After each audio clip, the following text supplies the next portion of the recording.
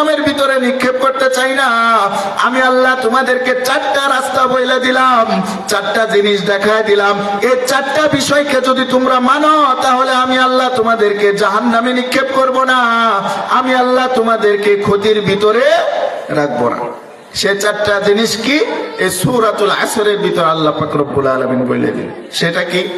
ইল্লাল্লাযীনা আমানু, যারা ঈমান এনেছে। যারা কি এনেছে? আমরা সবাই ঈমানদার না? ঈমান আনার বিষয়ে কি আমাদের মনের ভিতরে সামান্য পরিমাণ সন্দেহ আছে? আমরা সকলে বলেছি আমানতু বিল্লাহ, আমানতু বিল্লাহ।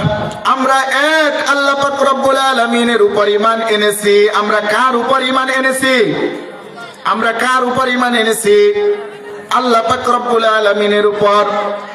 আমরা সকলে সাক্ষ্য দিয়েছি লা ইলাহা ইল্লাল্লাহ, আল্লাহ তাআলা কোন ব্যতীত কোন মাবুদ নাই, মুহাম্মাদুর রাসূলুল্লাহ, মুহাম্মদ সাল্লাল্লাহু আলাইহি ওয়াসাল্লাম আল্লাহ তাআলার রাসূল।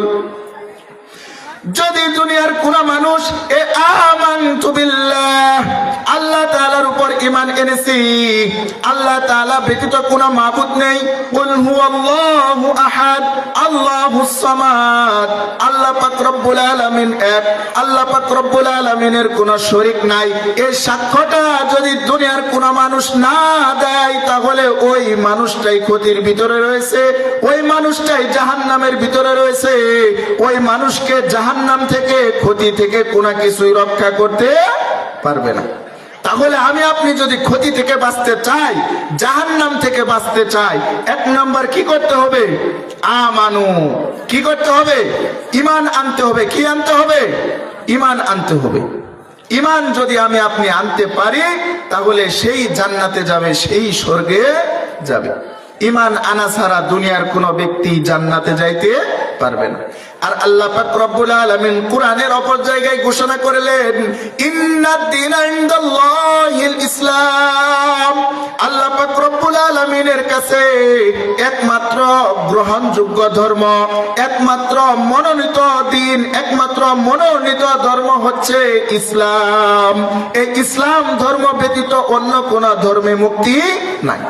সব ধর্ম আল্লাহ পাক রব্বুল আলামিন মুহাম্মদ সাল্লাল্লাহু আলাইহি ওয়াসাল্লামকে দুনিয়াতে প্রেরণ করার মাধ্যমে সব ধর্মকে আল্লাহ তাআলা কি ঘোষণা করছেন? বাতিল ঘোষণা করে দিবেন। এখন একমাত্র আল্লাহ পাক রব্বুল আলামিনের কাছে একমাত্র গ্রহণযোগ্য ধর্ম হচ্ছে ইসলাম। এই কারণে দুনিয়ার কোন মানুষ, সে ইহুদি হোক, সে খ্রিস্টান হোক, সে হিন্দু হোক, বৌদ্ধ হোক, গারো হোক, যে কোন ধর্মের হোক না কেন,